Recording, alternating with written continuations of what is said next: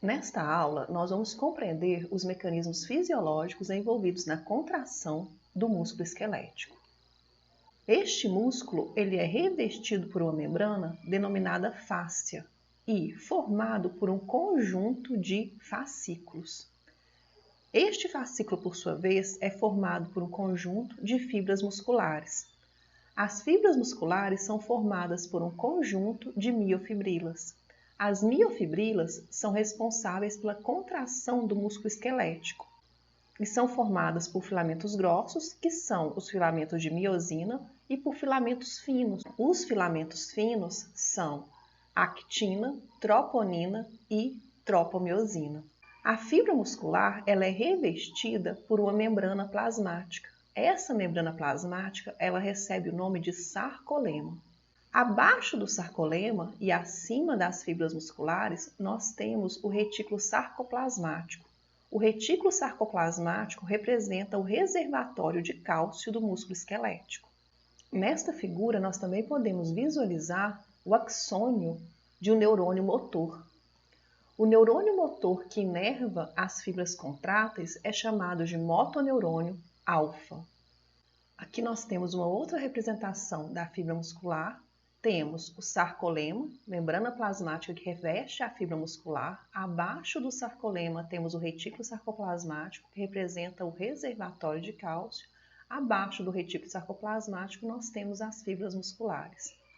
A menor unidade do músculo esquelético responsável pela contração muscular, nós chamamos de unidade funcional, é o sarcômero. O sarcômero é delimitado de um disco Z a outro disco Z. O que é um disco Z? O disco Z é uma proteína filamentosa onde está ancorado os filamentos de actina, os filamentos finos.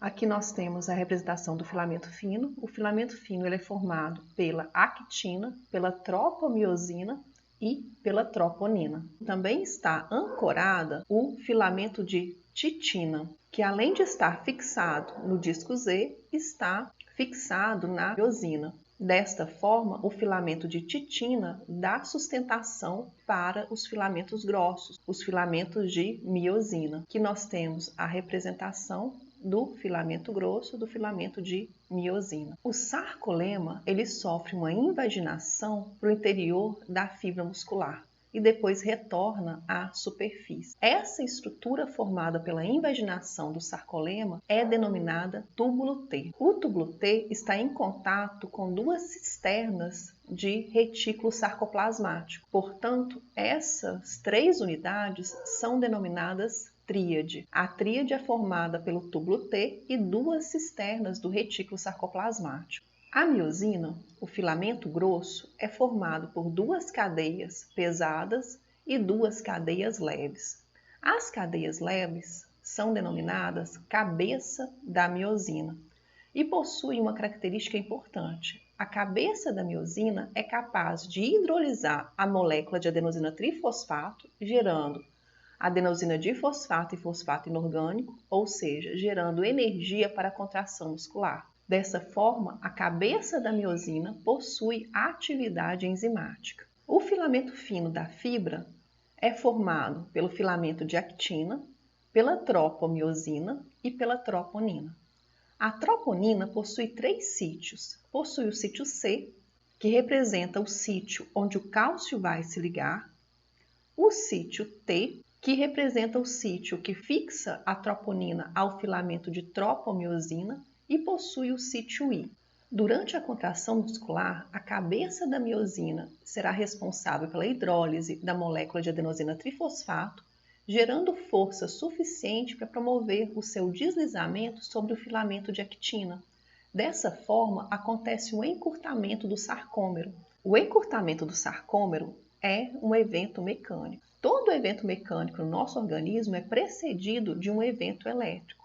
Portanto, para a contração do músculo esquelético, é necessário a chegada de um estímulo elétrico. As fibras musculares, os elementos contráteis das fibras musculares são inervados pelo motoneurônio alfa. Esse motoneurônio alfa, ele tem o seu corpo celular na medula espinhal. e ele sai da medula espinhal pela região ventral. Cada motoneurônio se ramifica e inerva mais de uma fibra muscular. Esse conjunto de motoneurônio e as fibras musculares que ele inerva é chamado de unidade motora.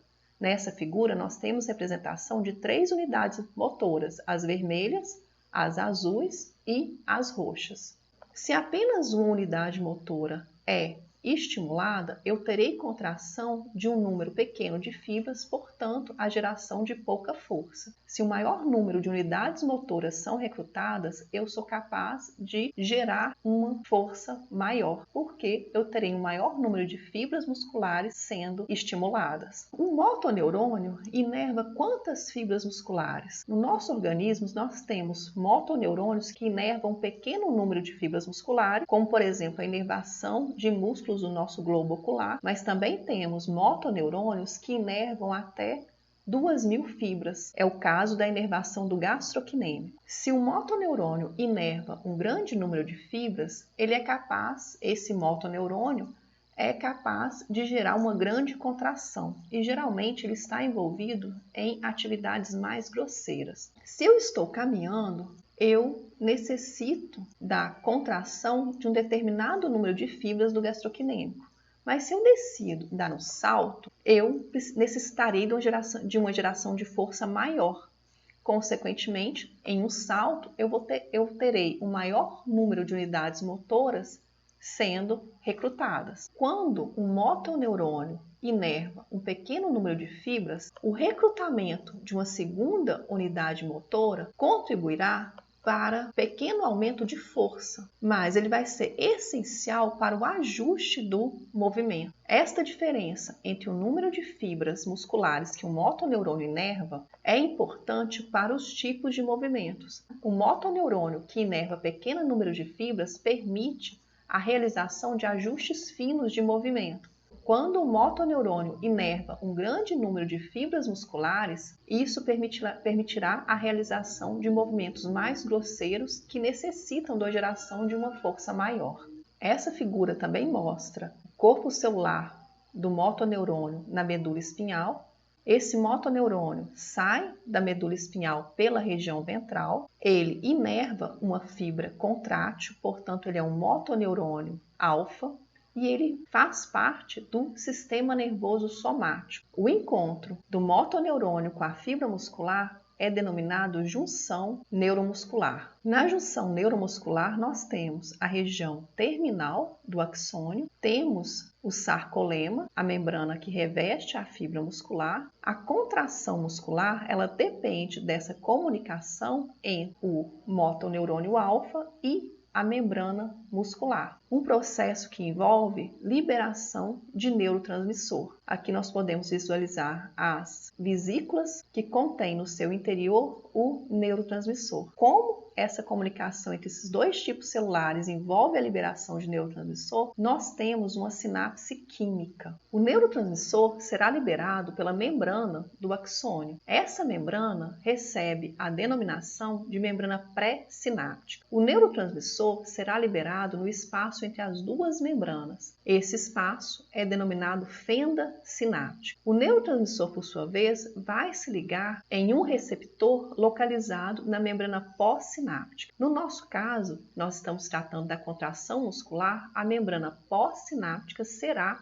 o sarcoleno. A liberação de neurotransmissores na fenda sináptica depende da propagação de um potencial de ação pelo axônio do motoneurônio. A região terminal do axônio possui uma grande densidade de canais de cálcio dependente de voltagem. Quando o potencial de ação passa por essa região terminal, ocorrerá a abertura dos canais de cálcio, promovendo o influxo de cálcio. Nós sabemos que o cálcio está mais concentrado no meio extracelular comparado com o meio intracelular. Uma vez que houve a abertura do canal de cálcio, o cálcio seguirá o seu gradiente de concentração, representando o transporte passivo. Este cálcio, que entrou no interior da fibra nervosa, será responsável por regular a liberação de neurotransmissores. Como que isso ocorre? O cálcio será capaz de se ligar à calmodulina, ativando a atividade quinase dessa calmodulina. Uma vez que a comodulina quinase está ativa, ela será responsável por fosforilar a sinapsina. Sinapsina é uma proteína que está presente na vesícula que contém os neurotransmissores. A presença da sinapsina nas vesículas não permite que essa vesícula vá para a zona ativa. Uma vez que a comodulina quinase fosforila a sinapsina sofre uma mudança conformacional, permitindo com que a vesícula que contém o neurotransmissor vá para a zona ativa. O cálcio também é responsável por se ligar à sinaptotagmina, ativando a sinaptotagmina. Sinaptotagmina é uma proteína regulatória envolvida na exocitose dos neurotransmissores. Dessa forma, a liberação de neurotransmissores pela membrana pré-sináptica depende da propagação de um potencial de ação pelo axônio, abertura de canais de cálcio. O cálcio será responsável pela regulação da liberação do neurotransmissor. Uma vez que o neurotransmissor for liberado na fenda sináptica, ele vai encontrar receptores na membrana pós-sináptica. A membrana pós-sináptica da fibra muscular é o sarcolema. O receptor para acetilcolina localizado na membrana pós-sináptica é denominado receptor nicotínico. Uma vez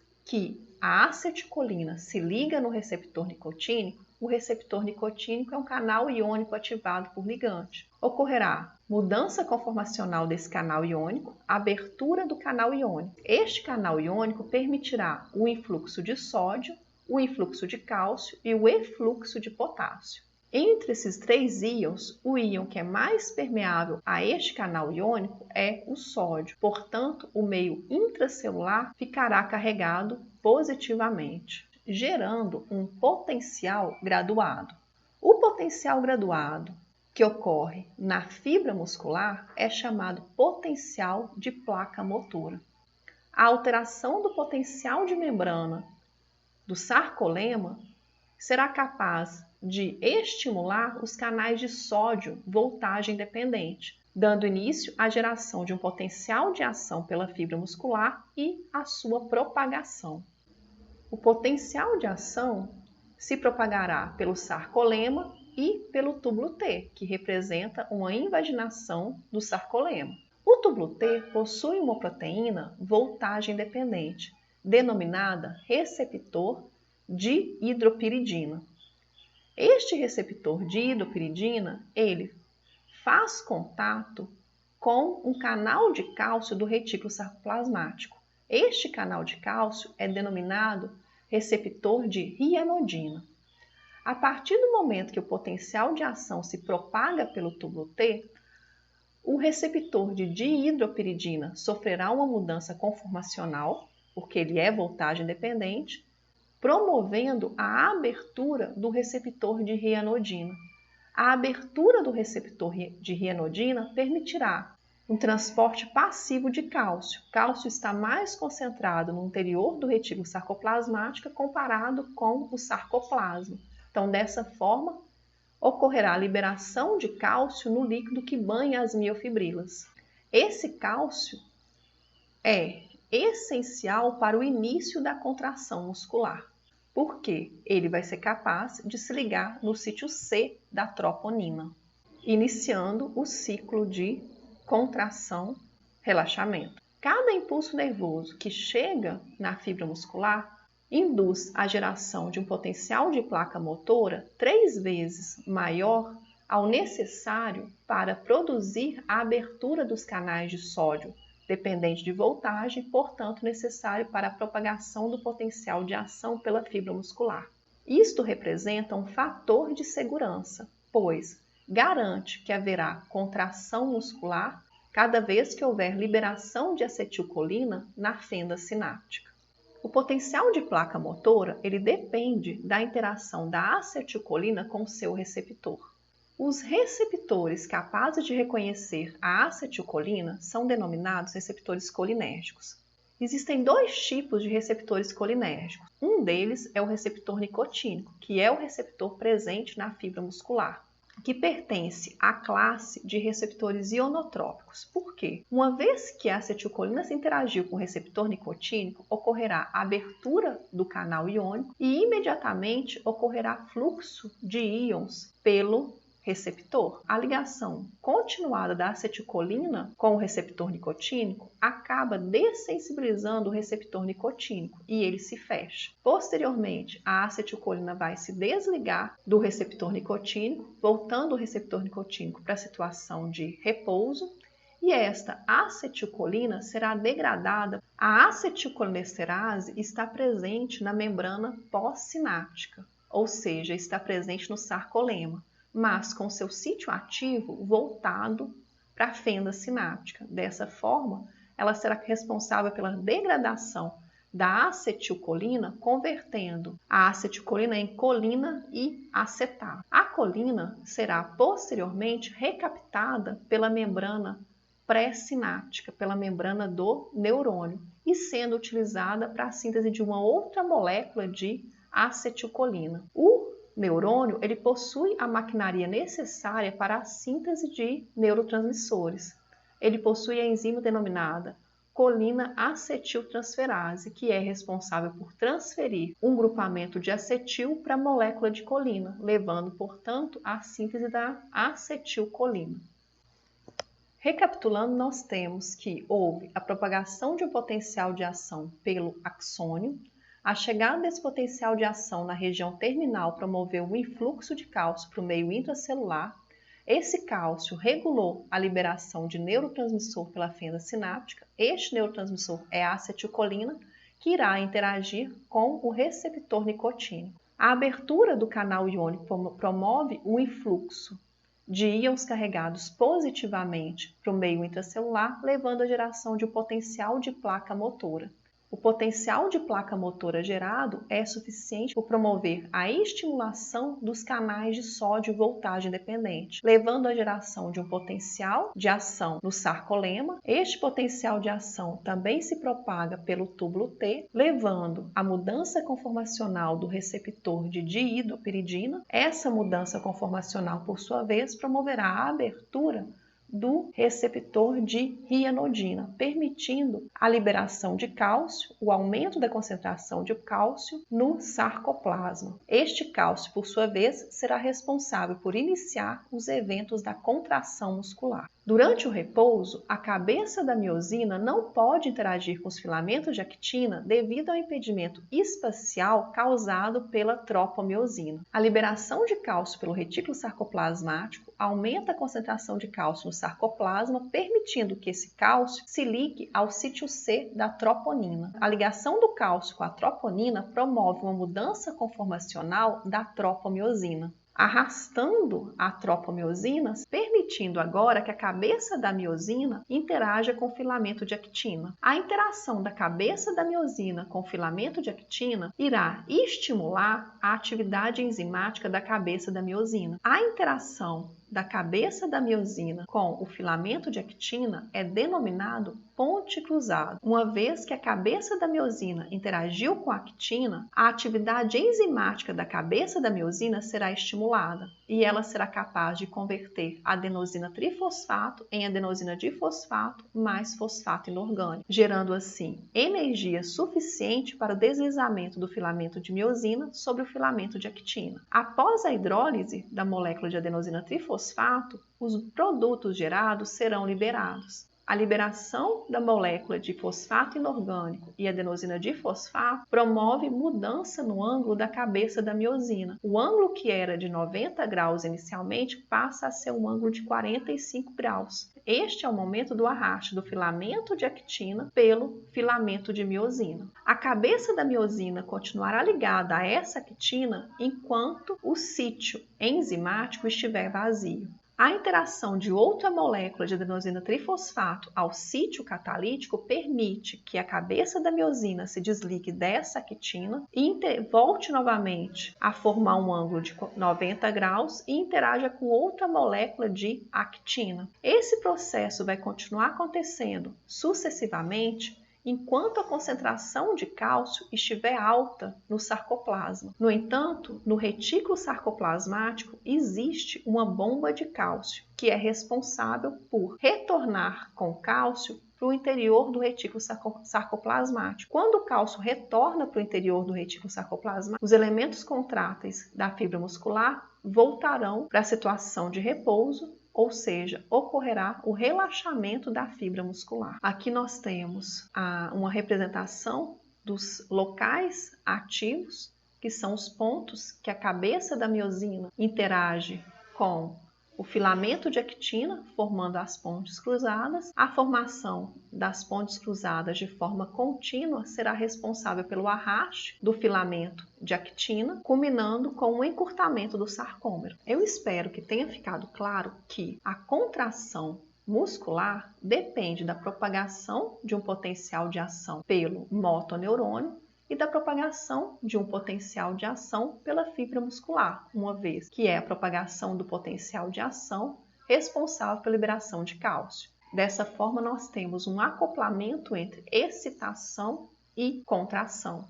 Essa sequência de contração e relaxamento é chamado de abalo muscular. Cada vez que ocorre liberação de acetilcolina na fenda sináptica, ocorrerá um abalo muscular, ou seja, um ciclo de contração, relaxamento. Nessa figura, nós observamos que a contração do músculo esquelético depende da propagação do potencial de ação no sarcolema. Na aula de eletrofisiologia, nós definimos período refratário, que está representado aqui nessa figura. No período refratário, a fibra muscular pode ser estimulada até o limiar que ela não vai ser capaz de responder.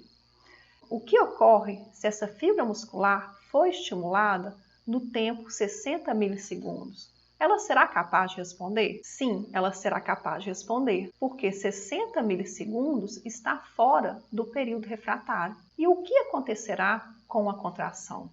Neste primeiro gráfico, a fibra muscular recebeu 3 estímulos no tempo 0, no tempo 200 e no tempo 400. Cada um dos estímulos gerou um abalo muscular completo, um ciclo de contração e relaxamento. Nesse segundo gráfico, nós observamos a somação das contrações. A fibra recebeu estímulo no tempo 0, esse estímulo no tempo 0 gerou uma contração e gerou um relaxamento completo, gerou um abalo muscular. Depois ela recebeu um estímulo no tempo 200, esse estímulo no tempo 200 gerou uma contração e a fibra começou a relaxar. A fibra estava no início do relaxamento quando ela recebeu um segundo estímulo. Esse outro estímulo levou a uma outra contração, permitindo a somação de contrações e, consequentemente, resultando numa força de contração maior. Neste terceiro gráfico, nós também temos somação de contração gerando cada vez mais uma contração de maior força, até chegar a um valor máximo de contração. A partir desse estímulo, eu posso dar estímulos sucessivos para a célula, mas eu não tenho mais um aumento de tensão. Atingiu a tensão máxima. Esta tensão máxima é chamada de tétano. Este tétano é um tétano incompleto. Por quê? Porque está acontecendo leves períodos de relaxamento. No tétano completo, nós temos uma frequência de estímulo alta suficiente que não permite o relaxamento, ou seja, antes da fibra iniciar o relaxamento, ela já é estimulada, se mantendo contraída de forma contínua, se mantendo contraída de forma sustentada. Então, nós temos o tétano completo. A contração muscular é dependente do consumo de moléculas de adenosina trifosfato para ocorrer. Então, dessa forma, o músculo precisa de um suprimento contínuo de adenosina trifosfato para ser capaz de gerar contração muscular. Quais são as fontes de adenosina trifosfato que o músculo possui? A fibra muscular possui uma alta quantidade de creatina quinase. A creatina quinase é uma enzima capaz de converter o fosfato de uma molécula de creatina fosfato para uma molécula de adenosina difosfato, sintetizando a molécula de adenosina trifosfato. Embora a fibra muscular tenha uma alta concentração de creatina quinase, essa enzima não é capaz de gerar adenosina trifosfato suficiente para sustentar a contração muscular. Então, dessa forma, nós necessitamos da geração de energia por outras fontes. É possível a geração de energia através da fosforilação oxidativa, que acontece no interior da mitocôndria, onde o último aceptor de elétrons será o oxigênio. Durante a beta-oxidação de ácidos graxos, nós geramos intermediários que são capazes de sustentar a fosforilação oxidativa e também durante a glicólise nós geramos o piruvato. Esse piruvato pode ser translocado para o interior da mitocôndria, também podendo ser utilizado para fosforilação oxidativa. Além da geração de energia pela fosforilação oxidativa, nós também podemos gerar energia pelo metabolismo anaeróbio. No metabolismo anaeróbio, a glicose, seja a glicose captada da corrente circulatória, seja a glicose proveniente da degradação do glicogênio, será degradado durante a glicólise, gerando a molécula de piruvato. Esse piruvato, posteriormente, é convertido a ácido lático, a lactato. A síntese de energia pelo metabolismo anaeróbio, onde uma molécula de glicose é convertida a ácido lático, gera um saldo de ATP menor. As fibras musculares, elas podem ser classificadas de acordo com a sua velocidade de hidrólise de adenosina trifosfato em rápidas e lentas, e podem ser classificadas também de acordo com a sua fonte de geração de adenosina trifosfato. As fibras lentas são também fibras oxidativas, ou seja, elas obtêm energia através do metabolismo aeróbio. Quer dizer que ela possui uma alta densidade, uma alta quantidade de mitocôndrias, e elas possuem também um reservatório de oxigênio, que é dado através da presença da mioglobina, que possui uma coloração vermelha. Então, dessa forma, as fibras oxidativas lentas são conhecidas também como fibras vermelhas. As fibras rápidas podem obter energia do metabolismo glicolítico ou do metabolismo oxidativo.